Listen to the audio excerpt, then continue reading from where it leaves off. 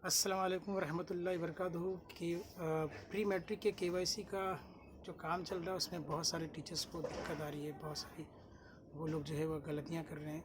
तो सबसे पहले समझ लीजिए कि केवाईसी जो आप लोग प्री मैट्रिक में कर रहे हैं उसमें आपको दो काम करना है। एक तो आपको केवाईसी का काम करना है, दूसरा आपको जो है अपनी प्रोफाइल, स्कूल प्रोफाइल को अपडेट करना है। ठीक है, ये दो तरीके से आपको अपना काम करना है। अभी सवाल लोग जो पूछ रहे हैं मैं आपको उन सवालों के जवाब दे रहा हूँ, तब के फ़ोन जो है रोज़ाना इतने आ रहे हैं कि मुझे हर एक को जवाब दे देते मैं काम नहीं कर पा रहा हूँ, तो जो रिसर्च का काम है वो अधूरा रह जा रहा है। तो पहला सवाल ये है कि क्या केवाईसी हर एक के लिए कंपलसरी है? अगर उन्होंने स्कूल में किसी बच्चे का जो है वो स्कॉलरशिप का फॉर्म नहीं भरा है तो क्या उनको भी केवाईसी करना है? तो जी बिल्कुल, आपने अगर आपके स्कूल में किसी बच्चे ने अप्लाई नहीं किया है, किसी ने प्री मैट्रिक का फॉर्म अप्लाई नहीं किया है, तो भी आपको केवाईसी करना है। चाहे वो एडेड स्कूल हो, चाहे नॉन एडेड स्कूल हो, और चाहे वो कोई भी मीडियम हो, आपको जो है केवाईसी करना कंपलसरी है। दूसरी चीज़ कि दूसरा एक सवाल ये है कि केवाईसी पहले किया जाए या प्रोफाइल पहले किया जाए। आप जब लॉगिन करते हैं स्कॉलरशिप पोर्टल में, जब आप लॉगिन करते हैं तो उसमें आपको सबसे पहले केवाईसी के बारे में पूछेगा।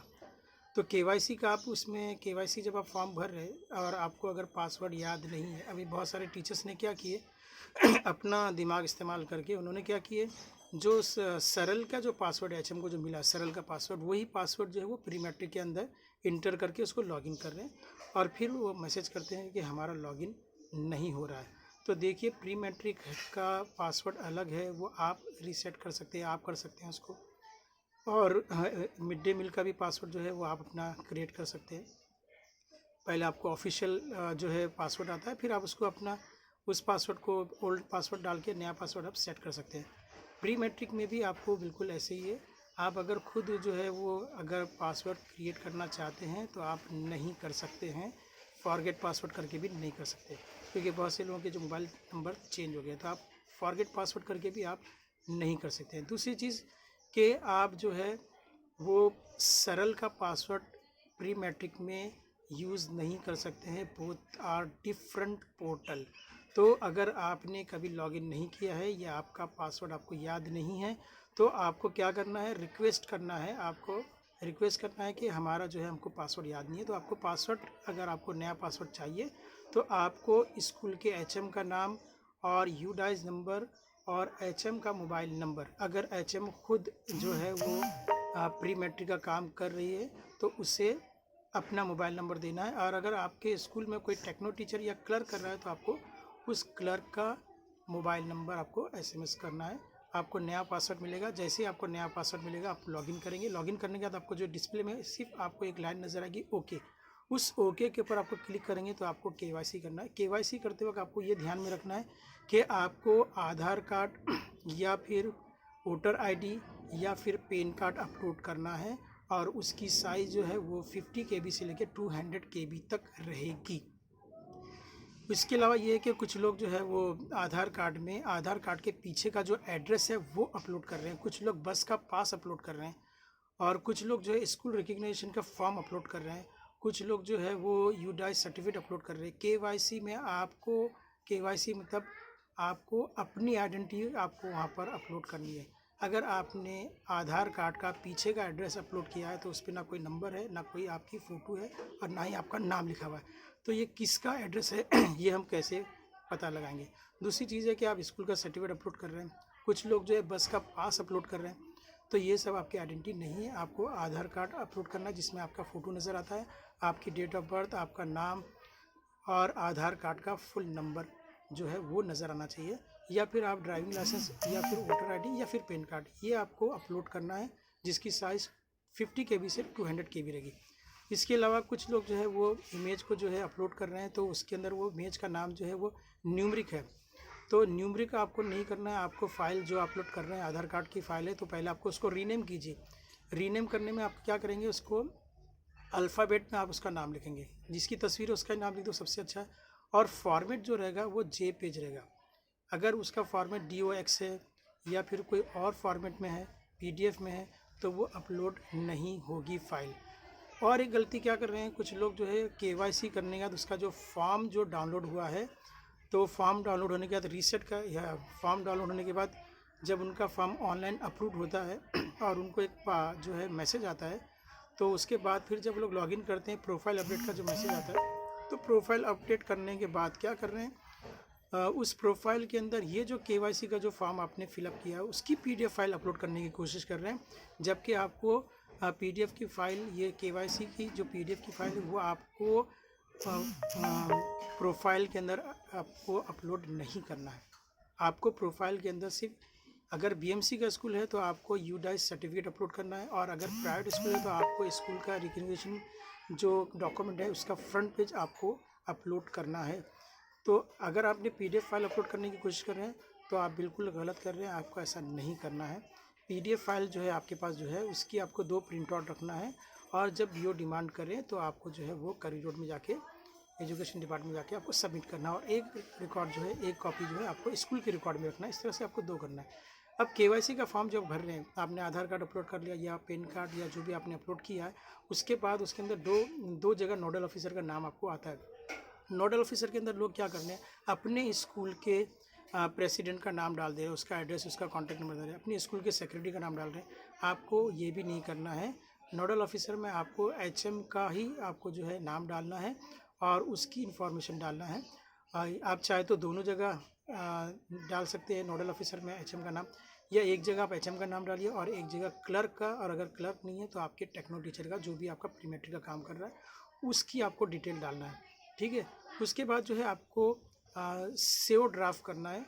सेव ड्राफ्ट इसलिए करना है कि अगर हो सकता है कि कुछ उसमें गलती हो गई है और आप चेंजेस करना चाहते हैं, यानी आधार कार्ड की जगह आपने किसी और का कार्ड अपलोड कर लिया, या कुछ लोग ने जो है वो बहुत ही छोटी सी फाइल, एक ने जो वोटर आईडी अपलोड की है उसके अंदर ना नंबर समझ में आ रहा है, कुछ भी लिखा हुआ नहीं, टोटली ब्लर है, आप उसको कुछ भी आइडेंटिफाई कर नहीं सकते।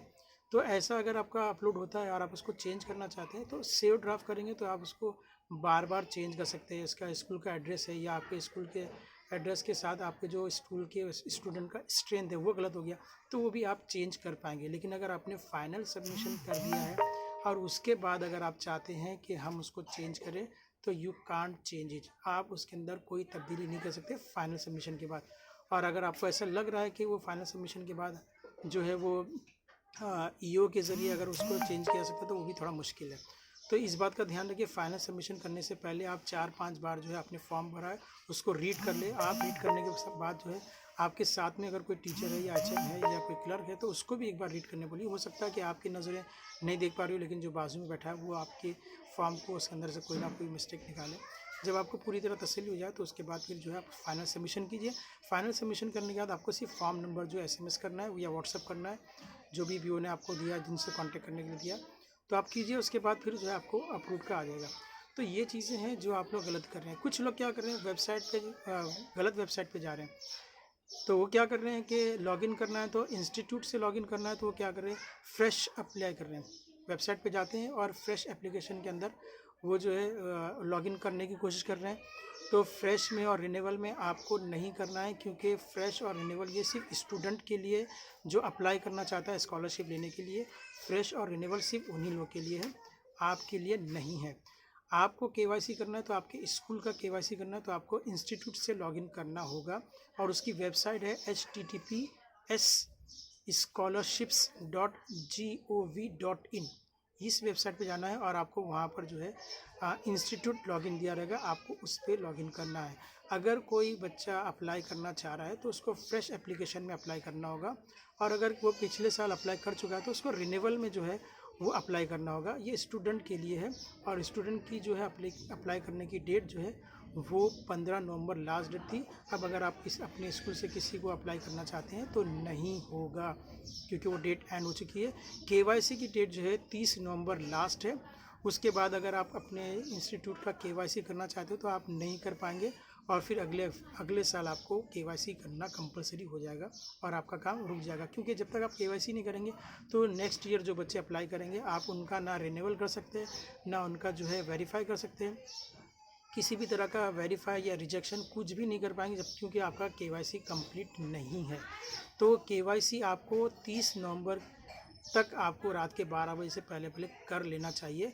और केवाईसी को अप्रूव करने का काम जो है वो 15 दिसंबर तक है, वो जो है जो बड़ा नोडल ऑफिसर है वो करेगा, यानी कि ईओ के ज़रिए उसको किया जाएगा। तो आप जो है ये सारी चीज़ें जो है ध्यान से, मेरी जो मैंने बातें बताई है उसको ध्यान दीजिए, उसके ऊपर आप अमल कीजिए और बार बार गलत ना करें।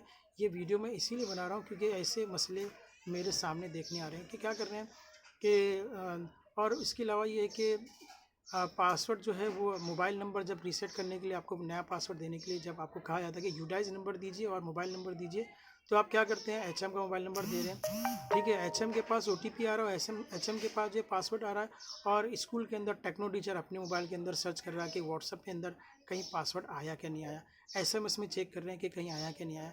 जब उनको कहा जाता है कि भाई एसएमएस में चेक करो और जो मोबाइल आपने दिए हैं उसके पर पासवर्ड आएगा, तो फिर वो फ़ोन करके पूछते हैं मैडम आपके पास पासवर्ड आया क्या। तो आप ऐसा ना करें, जो प्री मैट्रिक का काम कर रहा है उसी का मोबाइल नंबर आपने दिया है, और अगर उसका नंबर दिया है तो उसी पे आपको ओटीपी बार बार आएगा, पासवर्ड भी उसी पे आएगा। आप जितने बार वेरिफिकेशन का या जितने बार आप लॉग आउट हो जाते हैं और आपको दोबारा लॉगिन करना है तो आपको वही पासवर्ड काम में आएगा। अगर किसी तरह का आपको कुछ चेंजेस करना है तो ओटीपी पूछे, जैसे आपने फाइनल सबमिशन किया तो आपको एक ओटीपी आता है फाइनल सबमिशन के टाइम पे, और उस ओटीपी के टाइम पे अगर आप काम कर रहे हैं और मोबाइल आपने किसी और का दिया है तो फाइनल सबमिशन के टाइम पे ओटीपी जो है वो जिसका मोबाइल नंबर दिया उसको ओटीपी आएगा, और वो ओटीपी अगर आपको नहीं मिलता तो आपका फाइनल सबमिशन नहीं होगा। तो ये ध्यान में रखिए कि ओटीपी उसी पे आएगा जो मोबाइल आपने रीसेट करने की रिक्वेस्ट की है। आप किसी और मोबाइल नंबर दे रहे हैं और अपने मोबाइल के अंदर अगर आप ओटीपी या पासवर्ड अगर आप देख रहे हैं तो आपको नहीं आएगा, फिर आप कहेंगे कि हमारे पास तो अभी तक पासवर्ड पहुंचा ही नहीं। बाज़ औक़ात जो है पासवर्ड पहुंचने में लेट भी हो जाता है क्योंकि सिस्टम उसको जनरेट करता है, स्कॉलरशिप की जो वेबसाइट है वहाँ से ये जो है पासवर्ड जनरेट होकर आता है। तो कभी कभी जो है 10 मिनट में भी आ जाता है और कभी कभी आधा घंटा भी लग जाता है। तो डिपेंड करता है ये आपके ऊपर के वो सिस्टम से कितनी देर में आ रहा है। तो वैसे तो 10-15 मिनट में आ जाता है, और कभी कभी क्या होता है कि कुछ अभी इतने जो है पासवर्ड रीसेट करने में कभी भी टाइम भी लग जाता है, तो आप थोड़ा सा रिमाइंड भी करवा दीजिए, एसएमएस कीजिए, तो जो भी बंदा आपका काम कर रहा है वो आपके एसएमएस को देख के वो कर देगा। तो उम्मीद है आपके सारे सवालात और जो आपने मिस्टेक कर रहे हैं मैंने इसमें कवर किया है। तो आप इसको बराबर ध्यान से पूरा वीडियो देखेंगे तो आपको ये बात समझ में आएगी और आप दोबारा मिस्टेक नहीं कर पाएंगे। आज जो है 29 नवंबर है और कल 30 नवंबर, आपके पास सिर्फ 2 दिन है। 2 दिन में आप किसी भी तरह से केवाईसी आप करवा लीजिए और उसको अप्रूव हो जाएगा, और उसके बाद आपका इस साल का काम ख़त्म हो जाएगा। अगले साल आपको किसी तरह की कोई दुश्वारी नहीं होगी। तो इस वीडियो को आप जो है जितने भी ऐसे प्री मैट्रिक का काम कर रहे हैं, ये ऑल मीडियम्स के लिए कंपलसरी है, एडेड नॉन एडेड सब के लिए कंपलसरी है, आपको करना ही है। चाहे कोई बच्चा आपकी क्लास में अप्लाई किया हो या ना किया हो, या आपने इससे पहले प्री मैट्रिक में किसी तरह का कोई काम किया हो या नहीं किया हो, आपको केवाईसी करना ज़रूरी है। ये आप बात ध्यान में रखें। इस वीडियो को आप सारे टीचर्स तक फॉरवर्ड कीजिए और इस चैनल को ज़रूर सब्सक्राइब कीजिए, क्योंकि मैं ऐसे मसले जो ऑनलाइन टीचर्स को परेशान करते हैं, एचएम को परेशान करते हैं, मैं ऐसे वीडियो अक्सर बनाता हूं ताकि आप लोगों को आसानी हो जाए। तो मिलते हैं अगले वीडियो में, तब तक के लिए अल्लाह हाफिज़।